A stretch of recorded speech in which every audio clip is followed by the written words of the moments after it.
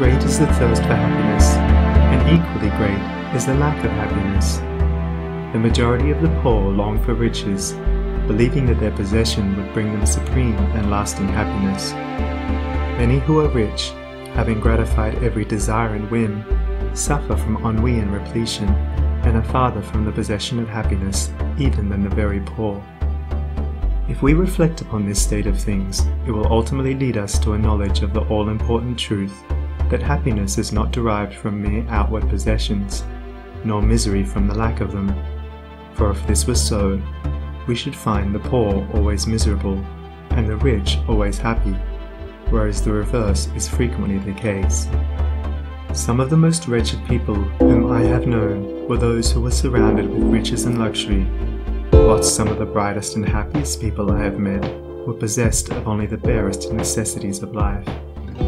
Many men who have accumulated riches have confessed that the selfish gratification which followed the acquisition of riches has robbed life of its sweetness, and that they were never so happy as when they were poor.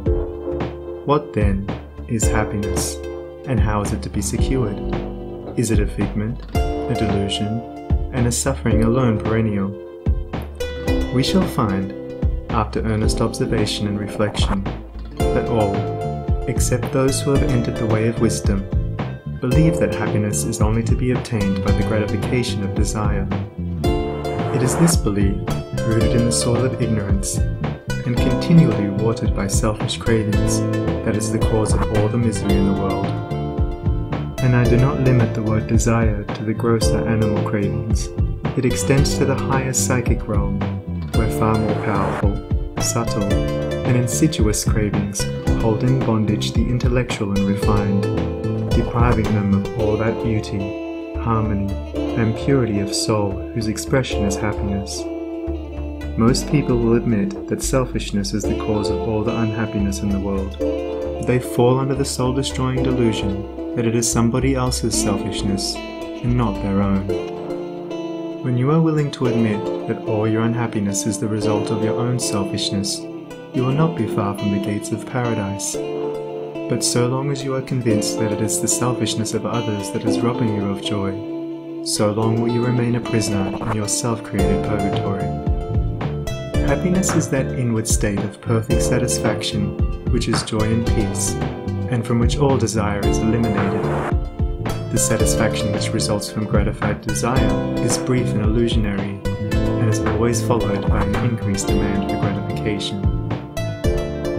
Desire is as insatiable as the ocean, and clamours louder and louder as its demands are attended to. It claims ever-increasing service from its deluded devotees, until at last they are struck down with physical or mental anguish, and are hurled into the purifying fires of suffering. Desire is the reign of hell, and all torments are centered there. The giving up of desire is the realization of heaven, and all delights await the pilgrim there. I sent my soul through the invisible, some letter of that afterlife to spell, and by my soul returned to me, and whispered, I myself am heaven and hell. Heaven and hell are inward states. Sink into self and all its gratifications, and you sink into hell. Rise above self into that state of consciousness which is the utter denial and forgetfulness of self, and you enter heaven. Self is blind, without judgment, not possessed of true knowledge, and always leads to suffering. Correct perception, unbiased judgment, and true knowledge belong only to the divine state, and only insofar as you realize this divine consciousness can you know what real happiness is. So long as you persist in selfishly seeking for your own personal happiness, so long will happiness elude you, and you will be sowing the seeds of wretchedness. Insofar as you succeed in losing yourself in the service of others, in that measure will happiness come to you, and you will reap a harvest of bliss. It is in loving, not in being loved, the heart is blessed. It is in giving, not in seeking gifts, we find our quest. Whatever be thy longing or thy need, that do thou give, so shall thy soul be fed, and thou indeed shalt truly live. Cling to self and you cling to sorrow.